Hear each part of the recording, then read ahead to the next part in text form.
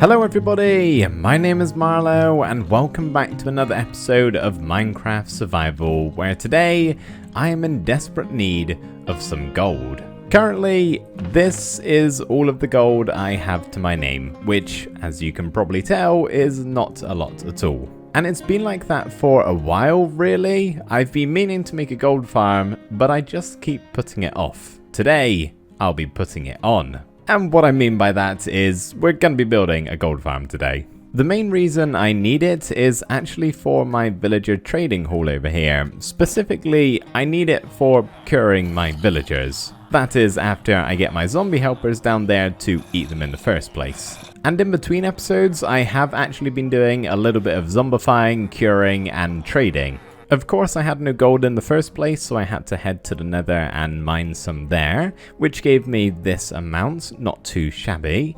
I then put it in my superish smelter, and yes, this is the most efficient way to get nether gold, not fortune. It gave me this much, which wasn't too bad really. I was able to craft quite a lot of golden apples with it.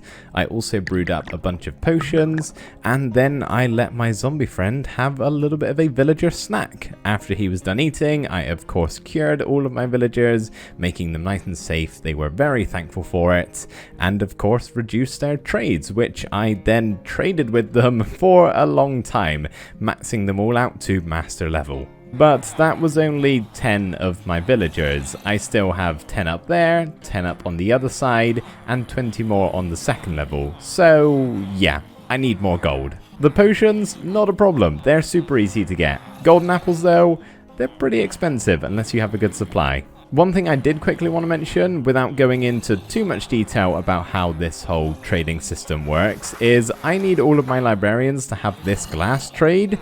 Unfortunately, this one doesn't.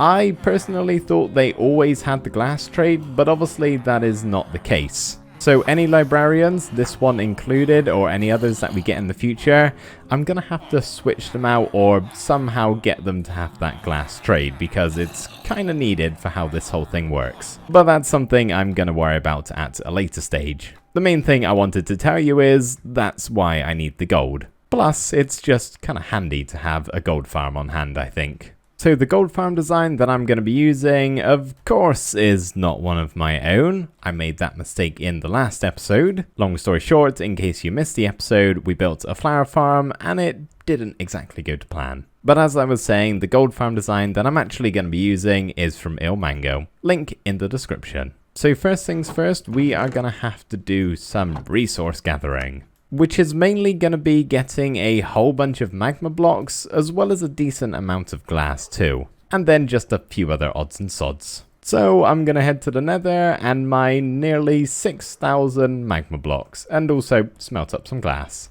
One patch of magma cubes down, and I've got a stack and a half. I need to fill these 4 shulker boxes. Oh, I think I'm going to be here for a while. 1, 2, 3, 4. I really hope I don't have to get any more, because that took ages. But it is needed for the farm, so I'd say it's well worth it. Now, time to smelt 40 stacks of sand. Okay, we'll send that on its way, and whilst it's doing its thing, I'll go gather the rest of the supplies. Right after I watch the glass come up and through the system.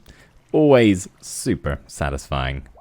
At long last, all of my glass has been smelted, and I'm just thinking now what colour I would like to dye it. Because I would like to make this farm look kinda good. It's a pretty cool shape and design to it, so I think if we could get some colour involved, it would definitely add to the style. Since we have all of these magma blocks, I think some sort of fiery theme would be quite nice, so maybe some oranges, yellows and reds. Trouble is, I don't know how much of each color I'm gonna need, so I'm gonna bring it all as well as a bunch of dyes. And I'll just figure it all out once I'm building it. I had tons of leftover 2 high flowers from the previous episode, but I left that back over in the flower fields, which is really far away, so gonna just quickly manually grow some here. Thankfully, yellow and red together make orange, so I only have to bring 2 of these flowers, which is pretty nice. Well, more than 2, but 2 types. You know what I mean. Well, time to head into the nether and pick out a location to build the farm in. Now, it is very, very important that I build it in a nether waste biome. If any of you have been watching my channel for a while, you may remember in my previous world, I built a zombie pigman farm in the wrong biome. It took ages and it didn't work. I then had to tear it down and rebuild it again, which was not very fun, so I definitely don't want to do that once more. I'm fairly certain this portal over here is in another waste biome, and I've just confirmed that by the change of the color. Did you see? It was kind of gradual, but as you can see, we are, whoops, now in a nether waste biome. So let me get myself set up here, and then we can start building this thing.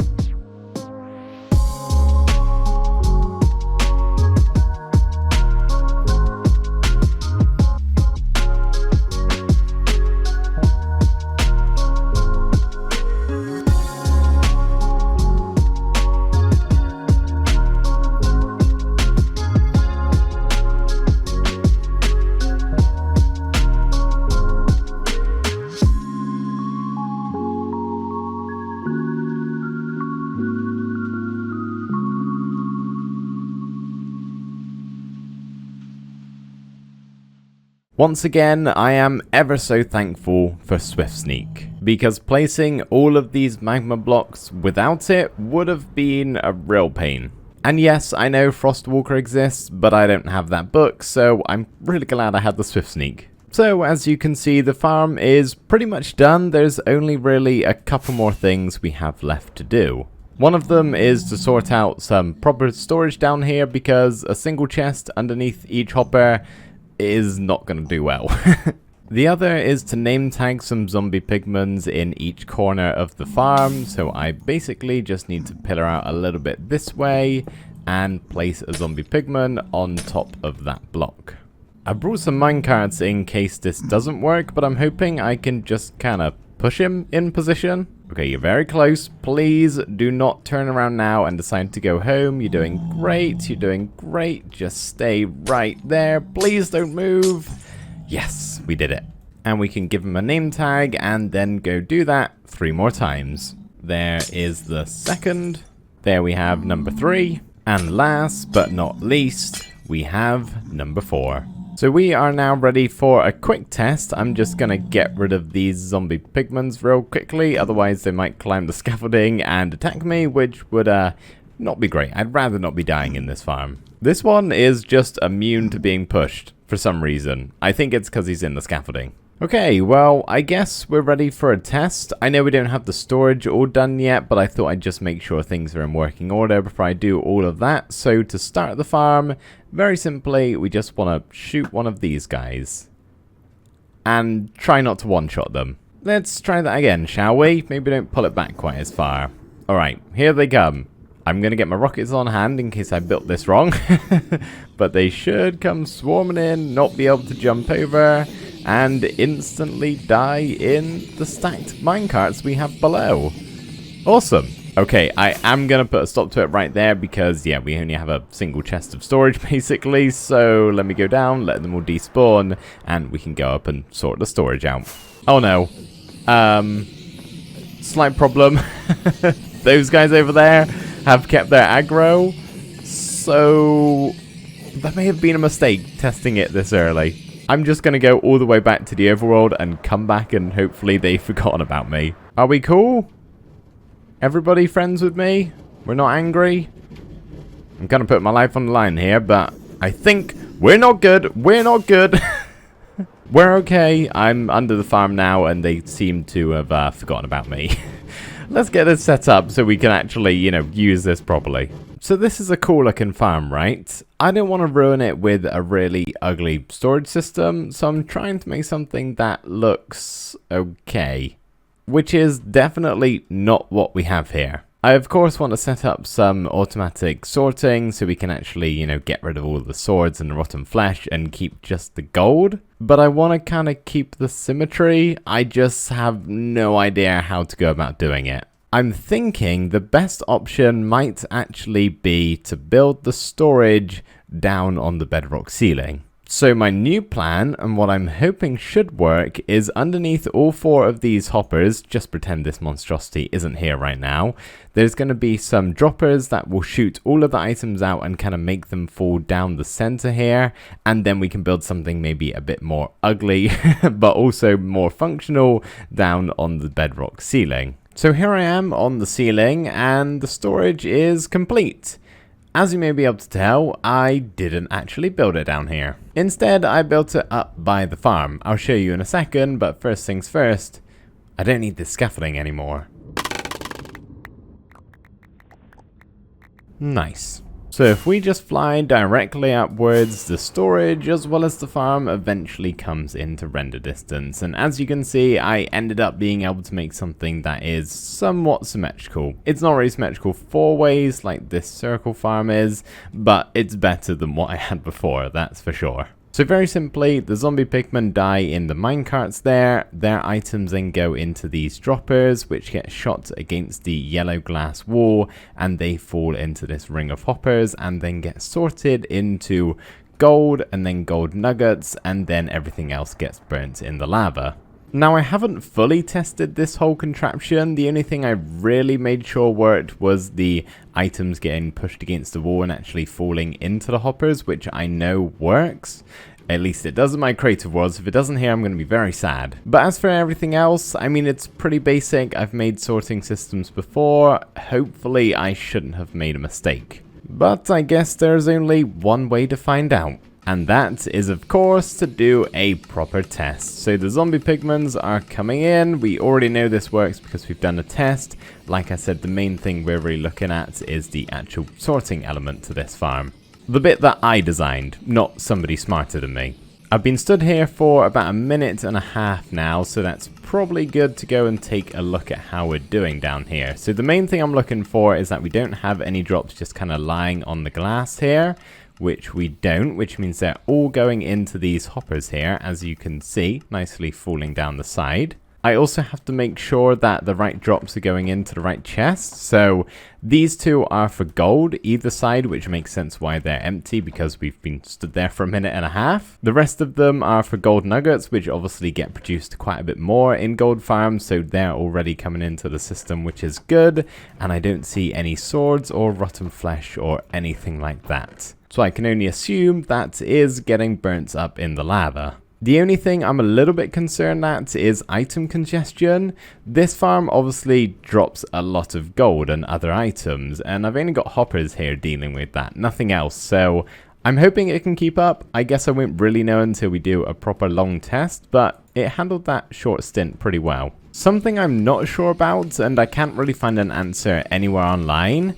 I don't think this is the case, but does holding a looting 3 sword increase your drops? Like I said, I'm pretty sure it doesn't, but I just want to check that with you guys, so if you know, let me know in the comments. Anyway, I think we should do a proper test. So I'm going to go AFK for a couple of hours most likely. I'll take off all of my gear and items first, just in case I die. But then afterwards, I'll bring you guys back in and we can make sure everything is still functioning as intended. Nothing is broken, and hopefully we have lots and lots of gold.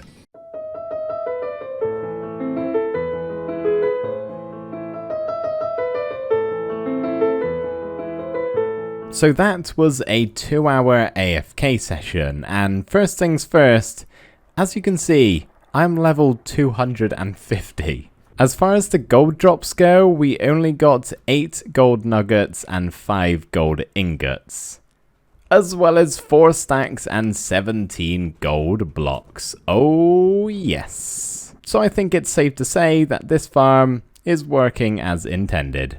Well, I'm going to take this gold home with me and put it to good use. Of course, we are going to be putting this gold to use by crafting up some golden apples so we can do some curing and trading in our villager trading hall over here. All I'm going to be doing for the moment before ending off today's episode is trading with them as much as possible. I've got a little bit of time before I hit the hay, in real life that is, so before I go to bed I'm just going to see how many of the villagers in this hall here we can get to master level.